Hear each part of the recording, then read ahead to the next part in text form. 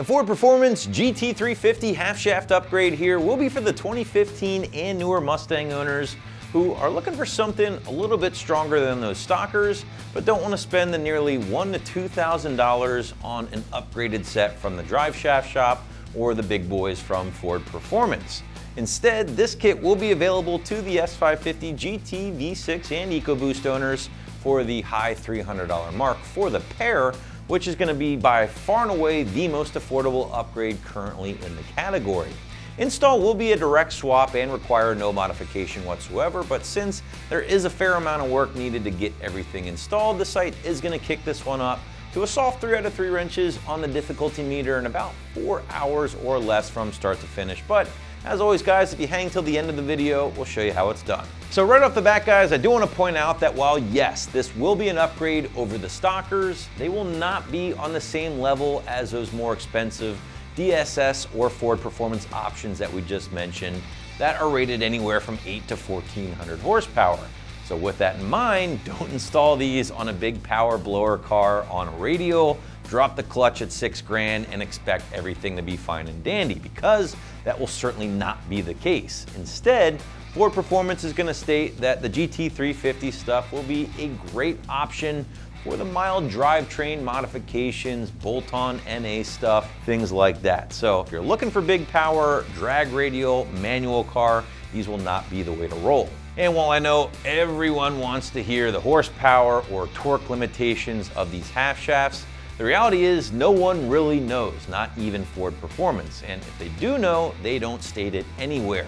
They're obviously good enough to handle the 526 horsepower Shelby, but after that, it's pretty much unknown territory.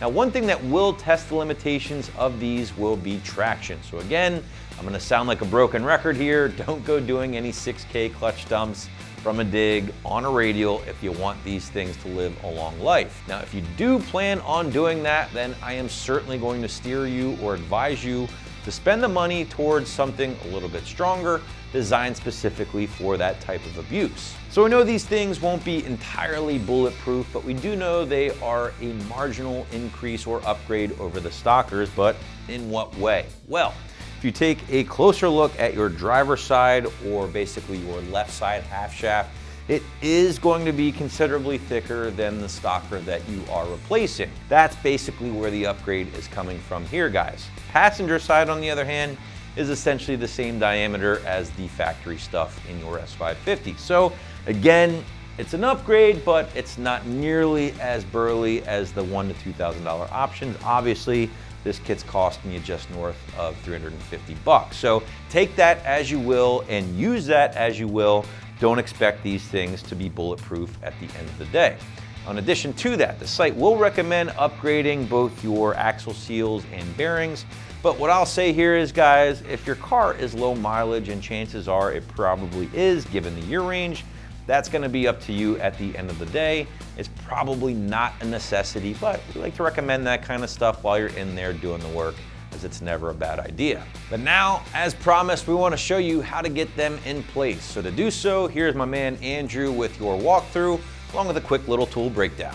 Tools used for this installation: 15mm wrench, 8mm socket, 10mm socket, 14, 15, 18mm socket, 21mm impact, 32mm axle nut, 1/4 inch drive, 3/8 inch drive, 1/2 inch drive, ball peen hammer, soft mallet, various extensions, pry bar, caliper hanger. Optional is a 3/8 impact and a 1/2 inch impact. All right, we're gonna first start by setting the parking brake and getting the car in the air.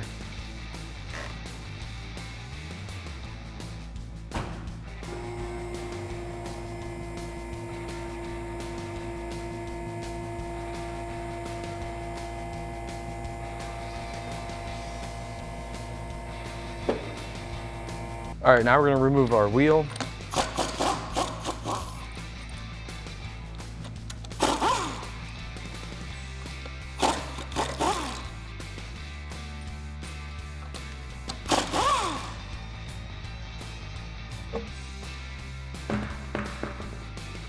All right, now we're gonna be using a 32mm axle socket. If you don't have one of these, you can get them at the local parts store, or you can rent them even.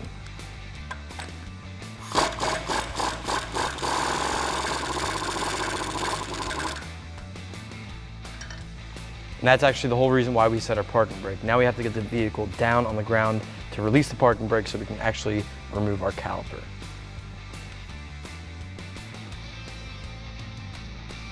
All right, now we're gonna release our parking brake and get the vehicle back up in the air.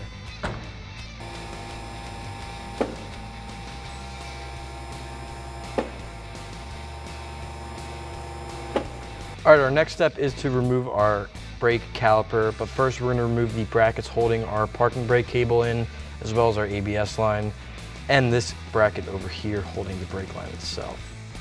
So it's a 10 millimeter.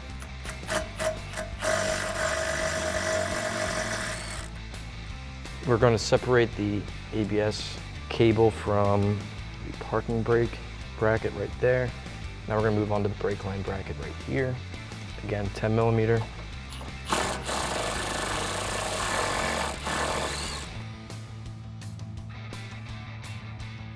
Now when you take your caliper off, that'll give it room to hang. We're going to hang it from the shock tower right here. Now we're using a 14 millimeter socket on the caliper bolts. Top and bottom.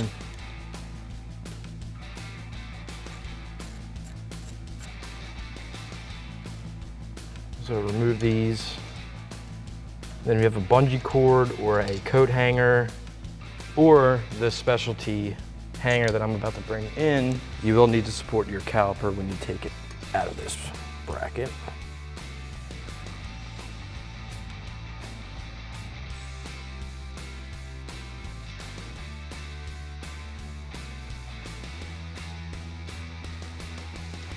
All right, now using an 8 millimeter socket, we're going to remove the bolt holding in our wheel speed sensor. All right, now we're gonna pull this out and set that to the side. All right, now we're gonna be taking out the two bolts holding in this link to the lower and upper control arm. This is a 15 millimeter and this is an 18 millimeter.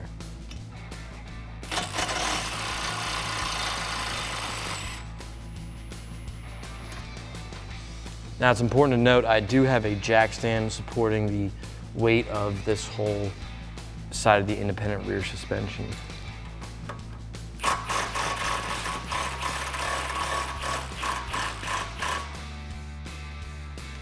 All right, now we're gonna remove this link. I do have a pry bar. I'm gonna put it underneath here and just pry down with it. Maybe even use a soft face mallet.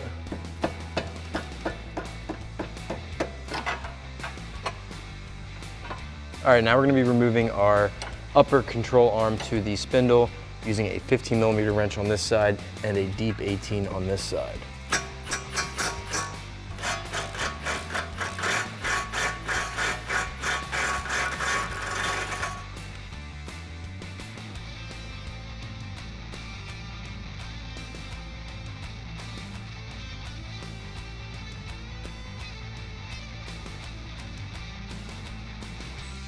All right, now we're gonna remove this 21 millimeter bolt holding the rear lower control arm to the spindle.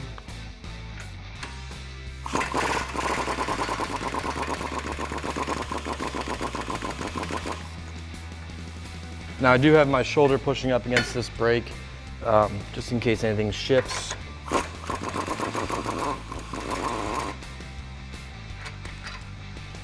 All right, now we're gonna be removing this 18 millimeter bolt holding the spindle to this control arm right here.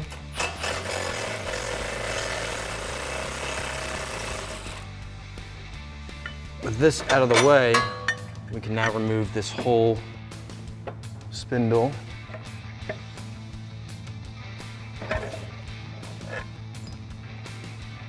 All right, now we have to separate the half shaft from the differential housing, and you are gonna get a drip or two of differential fluid on you. And what I have here is a big pry bar. I'm going to stick between the half shaft here and the mating flange, and I'm just gonna pry it.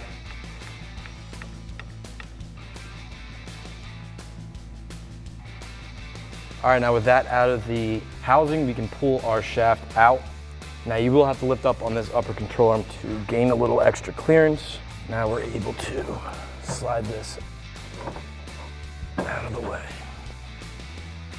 All right, so now that we have our stock axle out and our new GT350 axle out, you can see some of the differences in the boots here. The boots do extend a little bit further down there, maybe giving you a little bit more grease. The ends of these CVs are a little bit bigger as well. But what we really want to see is the end right here. Make sure that this ring is seated correctly. It looks like it's good. So now we're ready to install this on the car. All right, now we're going to install our new GT350 half shafts. Again, lift up on that control arm to get past that boot. And we're going to slide it in to the housing now. All right, now we're going to insert our axle into the housing, being sure that our splines are lined up. Now I'm going to attempt to try to push it in here. Now we're going to slide our axle into place. And then you'll hear that click. That means that your ring is now seated in that housing. Now we're ready to reassemble everything, get the wheel back on, move on to the next side. All right, so I have the spindle back up. You'll notice a few things. I took the brake caliper bracket off, as well as the rotor and the brake dust shield. Just so you guys can see what we're doing here, we are going to put our axle shaft in the spindle here, make sure that the splines are lined up. All right, now I'm gonna connect this lower link to the spindle. We're basically doing everything in reverse the way we took it off.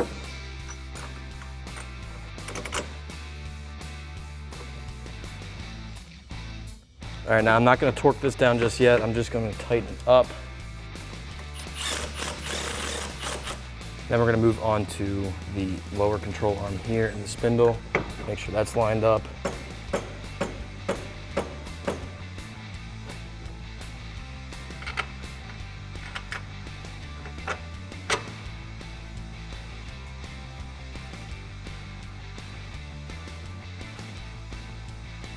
Now this is a 21 millimeter bolt.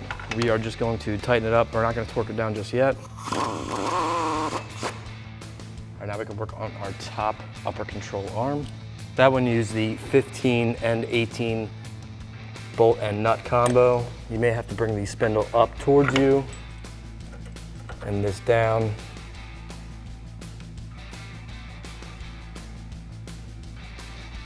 Start that nut. And then using a deep 18 and a 15 millimeter wrench, tighten this one up. All right, now we're gonna put this link back in. What I'm gonna do is start with the bottom, start my bolt a couple threads, and then rotate that up into place. Use my factory hardware.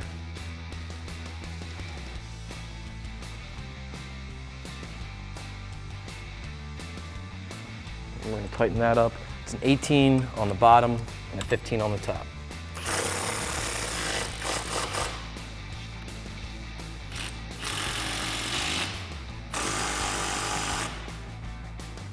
All right, now we're gonna reinstall our brake dust shield. And this is on by 3 8 millimeter bolts.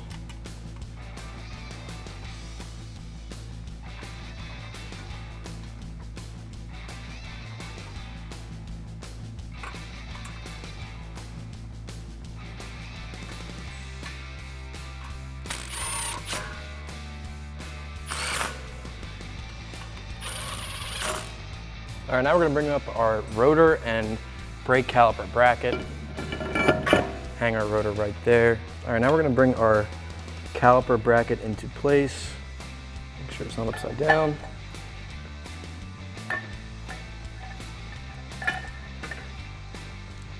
And then I'm gonna put the 2 18 millimeter bolts back in.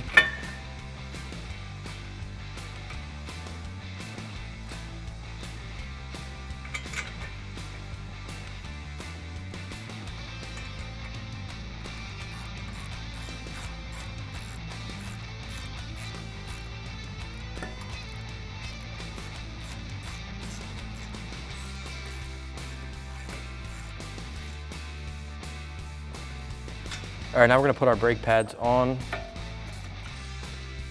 This is a great time to swap pads if you wanted to change up your brake pads or rotors. Then we're gonna slide our caliper back into its place.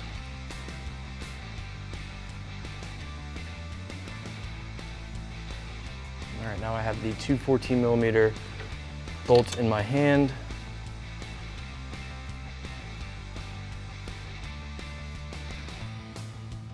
That's important for the brakes to make sure that this little collar or sleeve is seated in its place right there.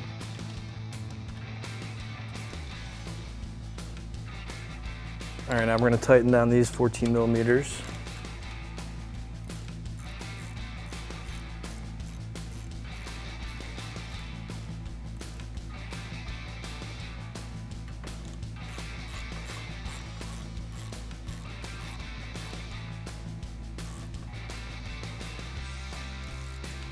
All right, what we're going to do now is just go through our bolts that we've loosened and just go around and make sure that they're tight.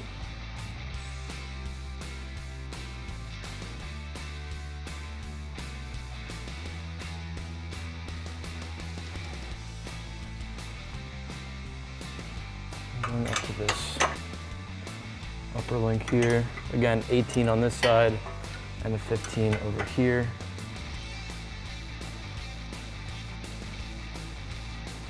All right, now we're going to remove the pole jack if you're using a regular floor jack, because we have to lower the vehicle back down in order to get our brackets all reattached and the wheel back on.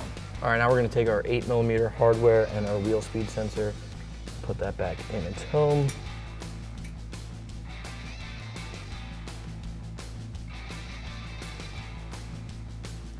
And then tighten it down with the 8mm socket.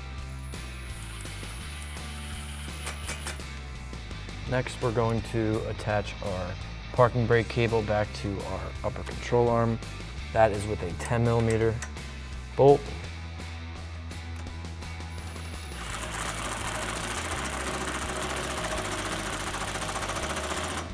All right, now we're ready to put our brake line back onto our sway bar bracket here.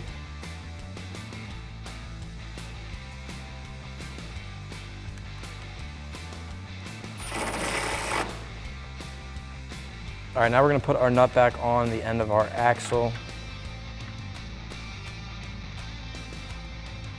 Before I did this, I did set the parking brake because we are going to have to tighten this down and we don't want that moving on us.